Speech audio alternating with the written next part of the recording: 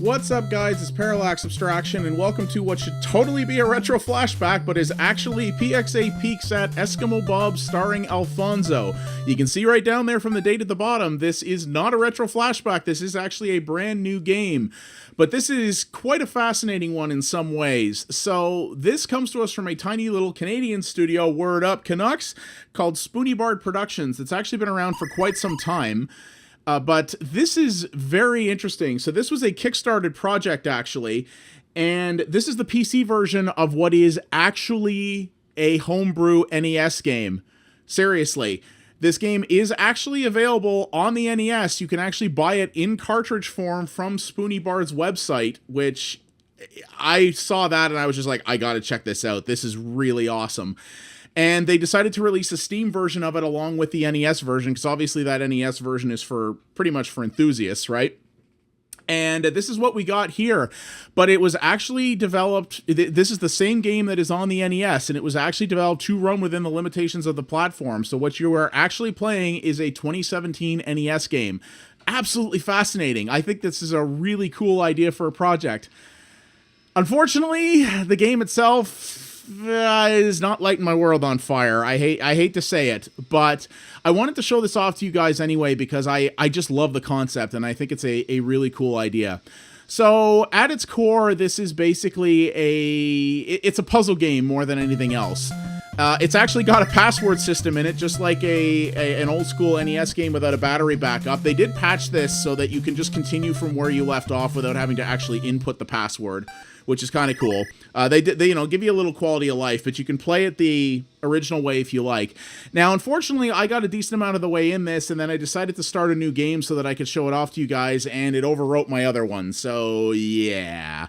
But I'm going to give you the basics of this. So, I mean, this is an old school NES game. It's got a kind of, funny little threadbare story. That's not really the point of it here, but I am playing this with an Xbox One controller. Plays fine with the keyboard. I mean, the NES controls were not exactly that complicated. And yeah, at its core, this is a puzzle platformer, basically. So your goal is to eventually find the seal that's gone missing.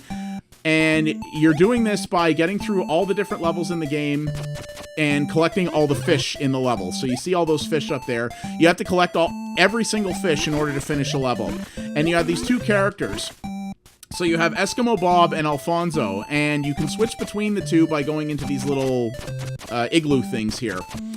And the idea is that, so Eskimo Bob can jump higher, but he only has one method of attack, which is he can punch down like that. Alfonso can't jump as high, but can attack sideways. And you have to switch between these two characters as you go in order to be able to accomplish the levels in the way that they are laid out. And you have to solve a variety of basic level puzzles in order to make sure you can get all the fish and then move on. And additional enemies and mechanics and eventually bosses and things like that are introduced later as you go. For example, you have this guy here who doesn't die, but you actually can hit him to move him and to give yourself sort of a different platform in order to, or different means in order to reach your destination. So this is really kind of it. There we go. So we got that done. So these levels all look very, very easy, and that's because we're right at the start of the game here. Like I said, unfortunately, I lost my more advanced password save, so I can't show you as far ahead as I got. I was not nearly finished the game where I was. There's quite a large number of levels in this, and I actually don't remember how many, but I'll put a little thing on screen here so that you can see how many levels there are. And it gets quite a bit harder later. There are levels where it is possible to get yourself into a bind where you basically can't finish it because you've screwed up a puzzle, where you basically have to sacrifice yourself in order to continue to work at that. And as you can see, you have limited lives at the top. The game is relatively generous with lives in the early game because you get a new life for each time you finish a level. So it will one-up you each time you actually complete a level to the end. There we go. We're going to get rid of that guy. And then we're going to take out this guy. The enemies are the weird kind of NES enemies you would expect. It's like there's a guy, you know, in a suit running around and everything else. It doesn't make any sense, but that's the point. It's supposed to be kind of goofy and fun. And you see here's a different type of thing. It's a sort of a pickup UFO thing that can pick you up and bring you around. Why are there UFOs in this? Don't ask too many questions, man. It's an NES game. Okay, so I died there. And yeah, when you run out of lives, that's it. You basically have to start the level over again, but you can or start the game over again. But you can of course resume from your password, and you can also just see your password up top there by pausing, which is kind of nice. So I am hosing this up nicely. So this is really kind of it. The mechanics do expand out a little bit, but unfortunately, it's very, very basic, and it's not. I just don't find this gameplay very interesting, to be honest with you. And I know the NES is not was not the system that you obviously can't get the mechanical or even narrative depth of games on the NES that you can get in this day and age on a modern computer or something like that. But at the same time, there were NES games that had way more depth than this. And while I do appreciate that this was made by, you know, a studio made of I believe only 1 or 2 people, which is impressive in its own right, it's just, you know, impressive mechanical and programming feats to be able to make a game for the NES in 2017 is cool and all, but that alone does not an entertaining game make. It's not bad. This is definitely not a bad game at all, not by any measure. As you see here, these guys can also duck down and sort of get into really tight spaces there. I just don't. I just find it somewhat bland. I find it kind of. I hate to say it. I find it pretty boring. The later puzzles are just the kind of thing where you've got to sit and sort of beat your head against the wall until you can figure it out. And some people are going to like that, especially people who have more of a mind for puzzle games than I do, because I'm the first to admit puzzle games have never really been my scene. I've never, like, I like puzzle games, I respect them, but I'm not good at them. Never really have been. And, you know, I really respect what this game is doing and what it's trying to do, but... Oh, yeah, this part.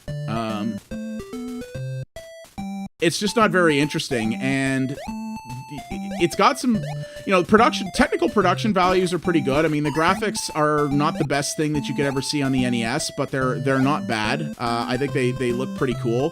The music is where things fall down a little bit. It's very familiar sounding NES music. I mean, you know, if you grew up on the NES in any respect, you're going to totally, this type of music is going to sound very familiar to you. At the same time, it's the NES could certainly produce better stuff than this.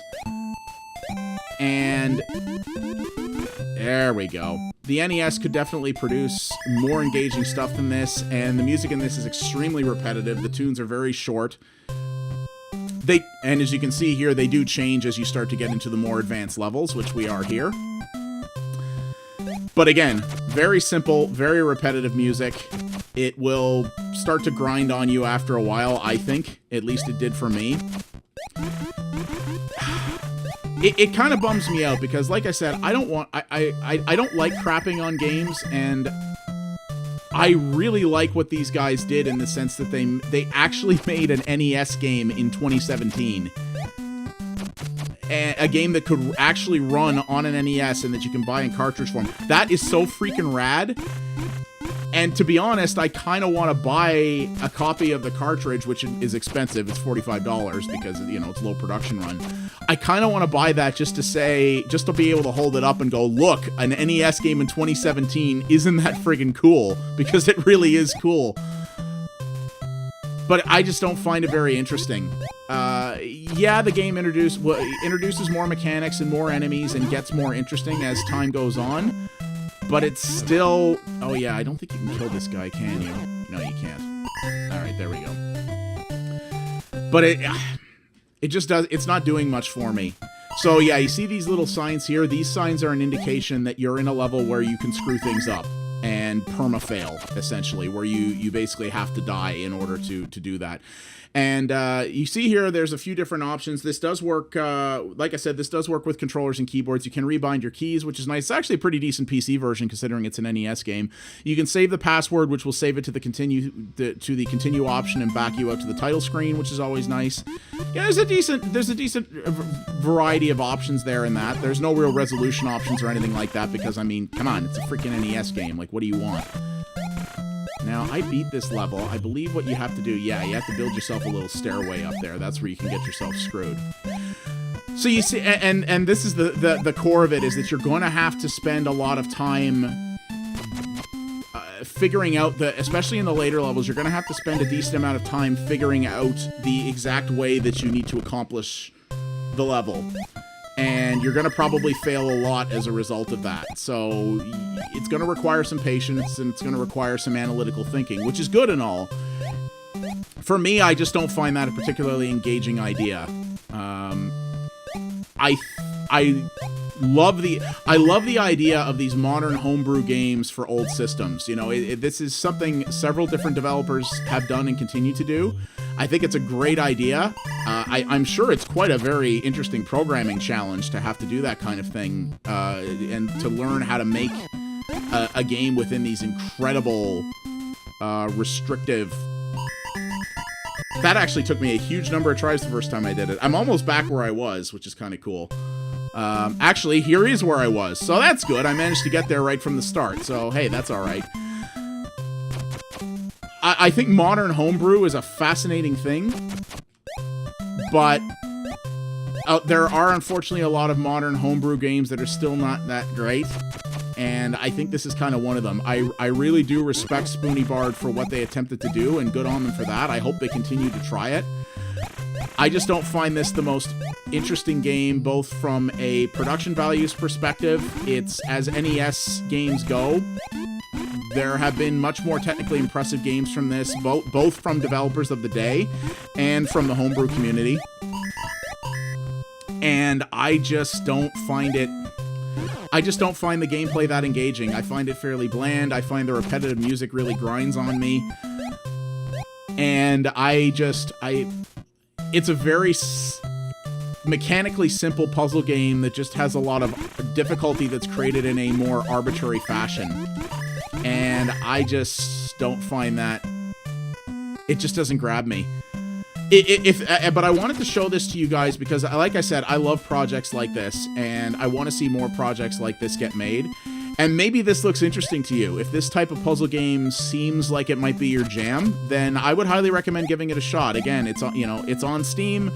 We have refundability on Steam, so you could potentially...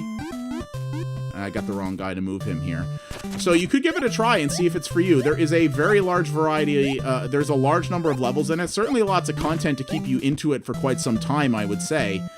But, yeah. I would like to see more out of a modern NES title developed with modern technology that makes games... that gives you the ability to do more technical complexity than... in an easier fashion than it would have required back in the day. Well, I hosed that up pretty good. So, yeah, that's basically my verdict on this. Really cool idea. Really glad it got a chance to get made, but it's just...